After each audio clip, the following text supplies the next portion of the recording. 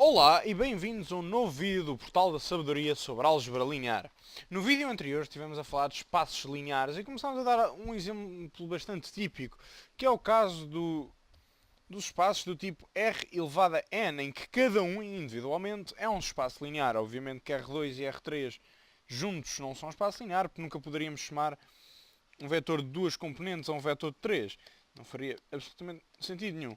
Mas R2 é um espaço linear e R3 é um espaço linear, tal como R4 e R5 e R42 e por aí fora. E agora vamos tratar outros exemplos de espaços lineares que se calhar não vão surgir tanto, mas que são bastante importantes de saber e veremos mais à frente porque é que é importante tê-los em mente. O primeiro é o caso das matrizes M vezes N. Digo matrizes M vezes N, porque obviamente se tem de ser possível somar todos os elementos uns com os outros, apenas podemos estar a falar de matrizes com o mesmo número de linhas e de colunas. Não? Se pensarmos bem, este espaço para as operações que estamos a realizar, que é somar matrizes e multiplicar uma matriz por um escalar, neste aspecto, este espaço não é muito diferente de um espaço R M vezes N.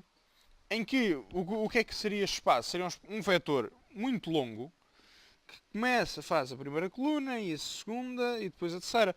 Ou seja, se cortássemos uma matriz às fatias e a juntássemos tipo vetor, seria um espaço.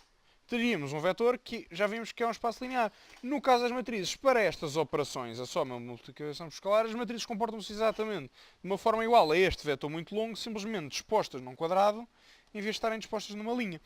E, portanto, nesse aspecto, vemos facilmente que matrizes M vezes N constituem um espaço linear. Mas falando agora de vetores muito longos, então e se tivéssemos um vetor mesmo muito longo? Ou seja, e se tivéssemos um vetor infinito? Com infinitas componentes. Porquê é que eu estou a falar disto? Para levar um bocadinho o raciocínio para as sucessões. Todos nós conhecemos sucessões, são dos números inteiros positivos. Podemos definir até uma sucessão U de n igual a 2 elevado a n, que nos vai dar a sucessão das potências 2. Podemos facilmente somar sucessões. O que é a soma de sucessões? Bem, se temos uma sucessão U de n e somamos a sucessão Vn e dá uma sucessão Wn, a soma das sucessões é simplesmente somar o primeiro elemento ao primeiro elemento, o segundo elemento ao segundo elemento e por aí fora. Aliás, tal e qual como nos vetores. E o que é multiplicar uma sucessão por um escalar? Bem, quando temos A, o de n, se utilizarmos, por exemplo, o de n há bocadinho, é multiplicar por escalar todas as entradas e, portanto, fica A vezes 2 elevado a n, que é uma sucessão também. Utilizamos o número menos 1, vamos obter o simétrico. Qual é que é a sucessão 0? Qual é que, se chamarmos Z de n, a sucessão Z? É a sucessão em que todos os elementos são 0. E, portanto, vemos facilmente que isso constitui realmente um elemento neutro da adição de sucessões. E, portanto, as sucessões também formam um espaço linear, o espaço linear das sucessões. Mas quem fala de sucessões fala assim de uma coisa um bocadinho mais complicada, que é as funções. As funções formam um espaço. Se calhar nunca tinham pensado neste aspecto, mas podemos facilmente definir o conjunto das funções. As funções é uma coisa que nós conhecemos, têm as suas propriedades, são elementos. Podemos somar funções, temos um f de x e um g de x. Podemos fazer uma função f de x mais g de x, que vemos que obviamente que é uma função que existe, podemos multiplicar funções por escalares. Temos qual é que é o elemento neutro da adição de funções? É a função 0, função constante igual a 0. Conseguimos facilmente encontrar um simétrico, também multiplicando por menos 1, utilizando a multiplicação por escalar comum. E, portanto, as funções vemos facilmente que são um espaço linear também bastante abrangente, não é? Todas as funções pertencem a este espaço linear e todas satisfazem estas propriedades. Agora, um espaço linear não tem de ser uma coisa tão abrangente como o espaço de todas as funções ou de todos os vetores em R2. Temos espaços lineares mais pequenos. Vamos, por exemplo, pensar agora no plano R2, vamos pensar, por exemplo, numa reta. Aliás, vamos fazer a reta a bissetriz dos quadrantes ímpares, que é a reta formada pelos vetores do tipo XX. Vemos facilmente que se somarmos dois vetores com as duas componentes iguais, obtemos, obviamente, um vetor com as duas componentes iguais, não é? X mais A, X mais Y. Se multiplicarmos por um escalar, continuamos a obter sempre um vetor dentro desta reta. Nunca saímos desta reta, desde que estejamos a somar os elementos dentro desta reta. Ou seja, esta reta é um espaço linear. E é um espaço linear contido em R2. Agora, vão dizer, não verificámos os outros axiomas, não verificámos a questão do zero, a questão... Agora, o que é que acontece? Acontece que quando estamos a falar de um espaço linear que está contido de outro espaço linear, para certificarmos que é realmente um espaço linear, o espaço linear contido, basta verificarmos que usa os chamados axiomas de fecho, que eram os dois primeiros axiomas. Ou seja, se multiplicarmos por um escalar e somarmos os elementos deste espaço linear, nunca saímos do espaço linear. Andamos sempre aqui dentro.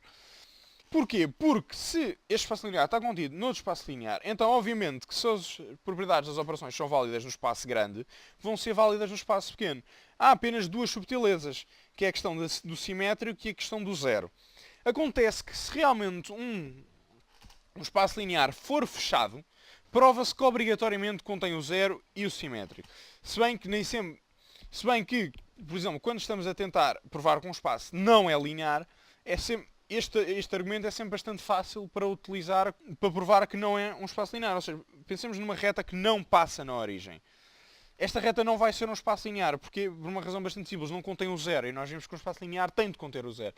Mas podemos verificar também pela questão dos axiomas de fecho. Porquê que a reta que não passa na origem não satisfaz os axiomas de fecho? Vamos pegar em dois vetores. Por exemplo, este vetor pertence aqui à reta e este vetor também pertence à reta. Se os somarmos, verão, pela regra do paralelogramo, que vai dar aqui uma coisa fora. Aliás, já me cai quase em cima do outro desenho. E não dentro da reta.